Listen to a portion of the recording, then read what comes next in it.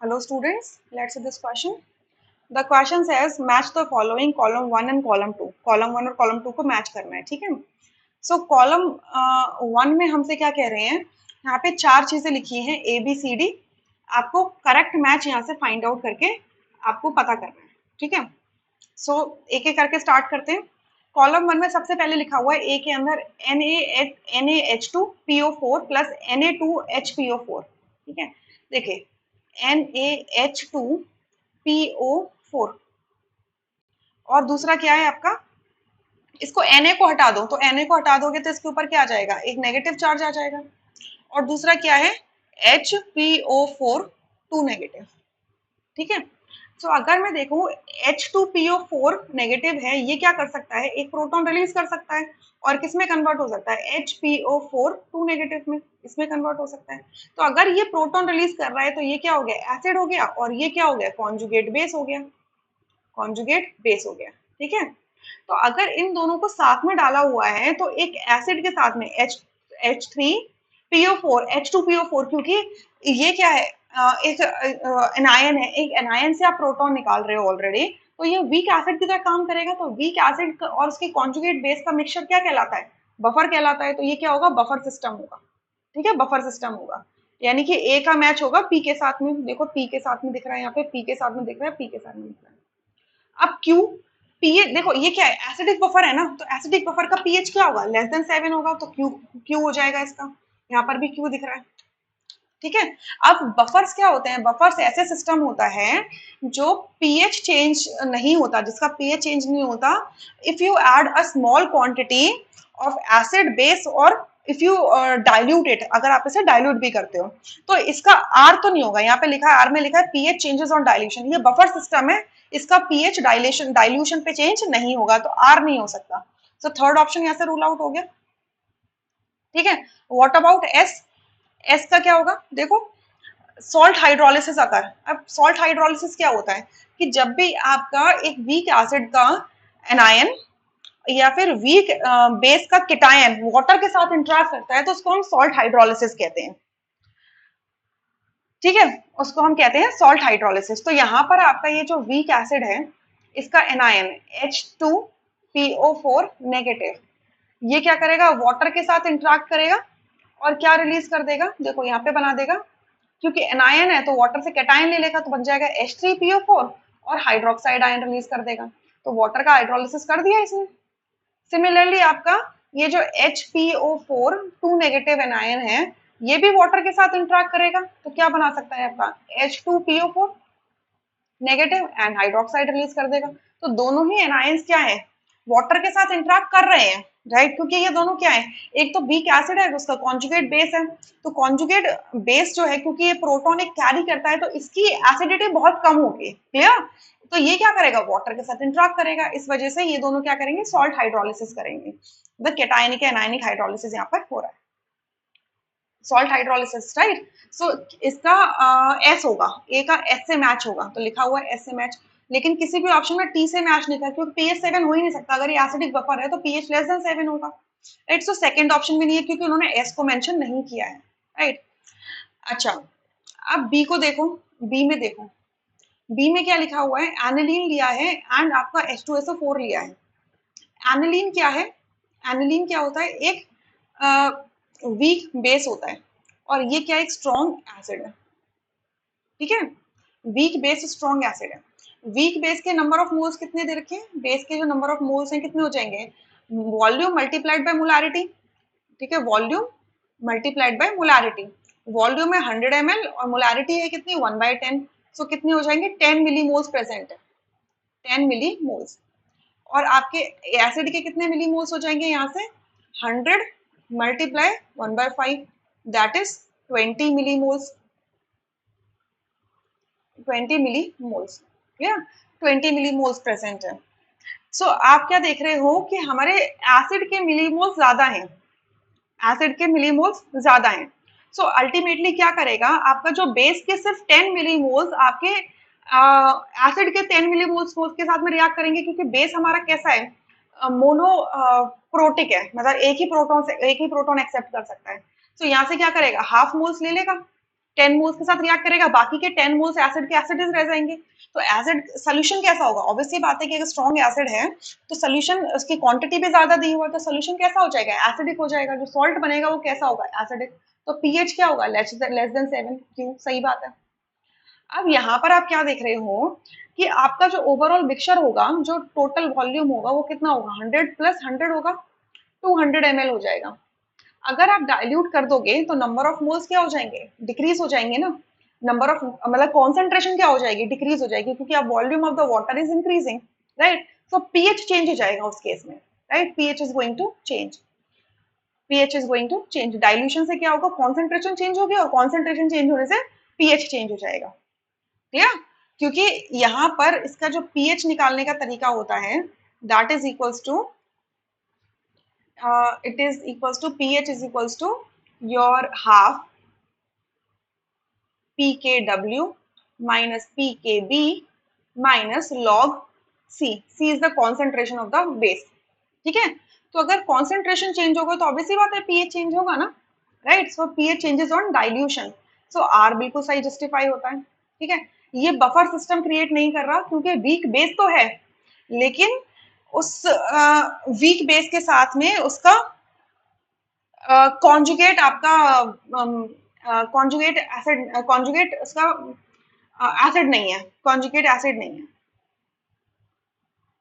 ठीक है। Conjugate acid नहीं है, मतलब आपका जो वीक बेस है वो कंप्लीटली कंबाइन हो रहा है। देखिए एनिलीन है, एनिलीन क्या होता है? C6H5NH2 होता है। इसका रिएक्शन आप H2SO4 से कराओगे तो ये क्या बन जाएगा आपका? C6H5NH3 positive. तो ये अगर वीक बेस है तो ये इसका कॉन्जुगेट एसिड हो गया, ठीक है। प्लस वाटर यहां से बना दो,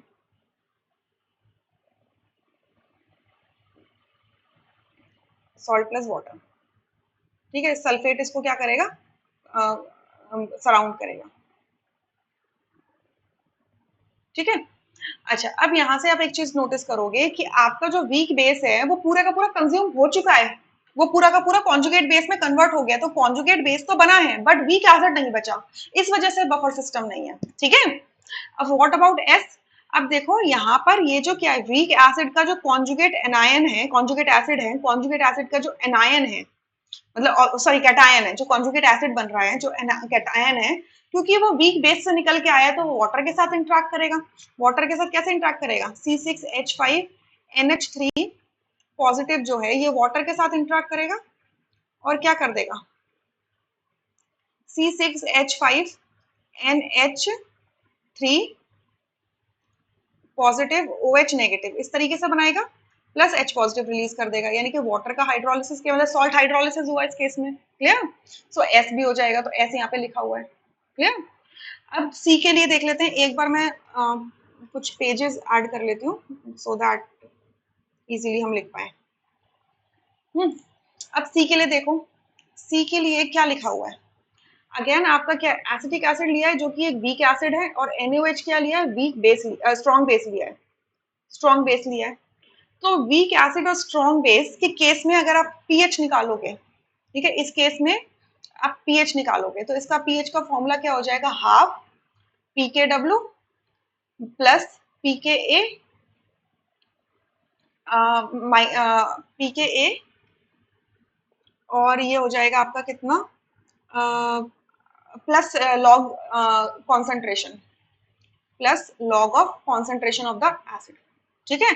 सो देखो पहला तो आपका क्या होगा कि अगर एसिड और बेस के मिक्सचर में आप डाइल्यूशन कॉज करोगे तो पीएच चेंज हो जाएगा, यानी कि सी का आर सही लिखा हुआ है, ठीक है।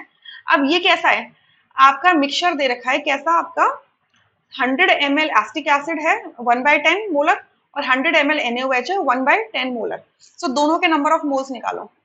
Number of moles of base कितने हो जाएंगे? फॉर्मूला मैं पहले लिख चुकी हूँ, वॉल्यूम मल्टीप्लाइड बाय मोलारिटी, मैंने पहले लिख दिया था, तो 1/10 हो जाएगा आपके 10 मिलीमोल्स।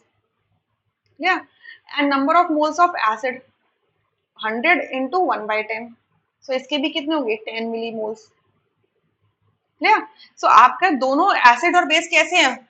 सिंगल प्रोटॉन और सिंगल हाइड्रोक्साइड रिलीजर है, मतलब मोनो सिस्टम्स हैं, ठीक है। मतलब मोनोप्रोटिक बेस है और मोनो एसिडिक बेस है, सॉरी, मोनोबेसिक एसिड है एंड मोनोप्रोटिक बेस है, ठीक है। सो दोनों के इक्वल क्वांटिटी दे रखी है, 10 मोल्स दोनों का इक्वल इक्वल दे रखे, तो दोनों एक दूसरे को कंज्यूम कर लेंगे, तो आपका ना तो एसिड बच रहा है ना बेस बच रहा है, तो पीएच क्या हो जाएगा आपका 7 के इक्वल आ जाएगा, न्यूट्रल हो जाएगा, क्योंकि दोनों की कॉन्सेंट्रेशन आपने क्या लिया है, सेम ली हुई है, सेम वॉल्यूम लिया हुआ है, तो पीएच 7 हो जाएगा, तो टी बिल्कुल सही है।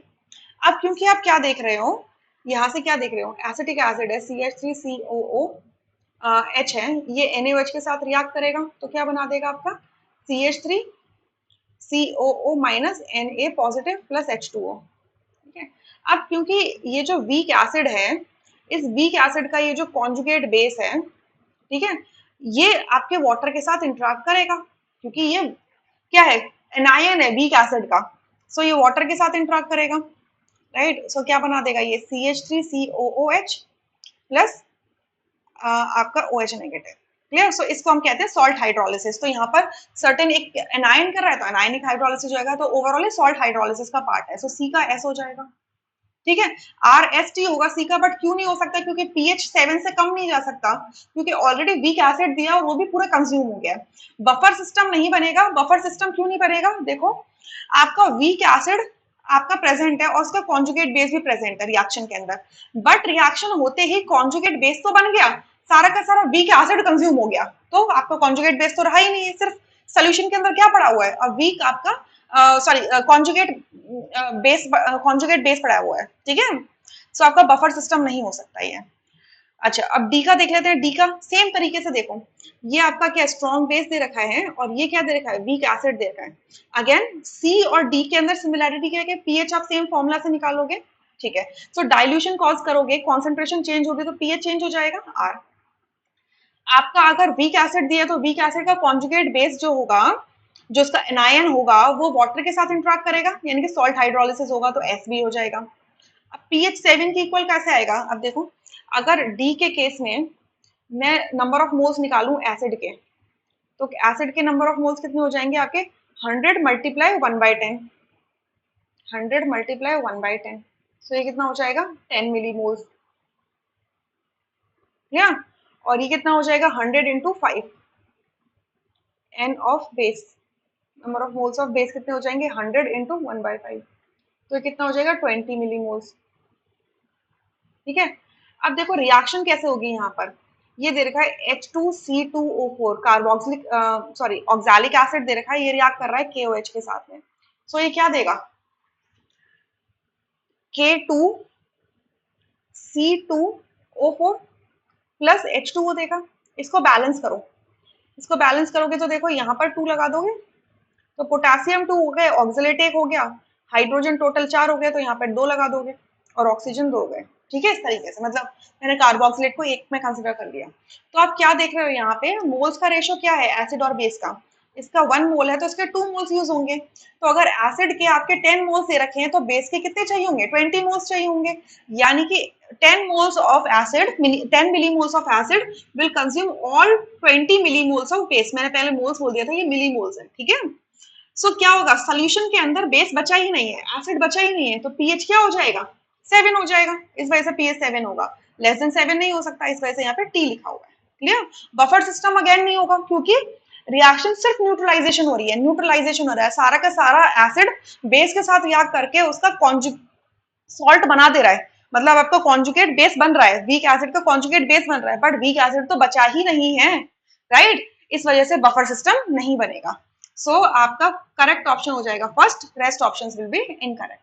I hope you understood this question really very well, thank you.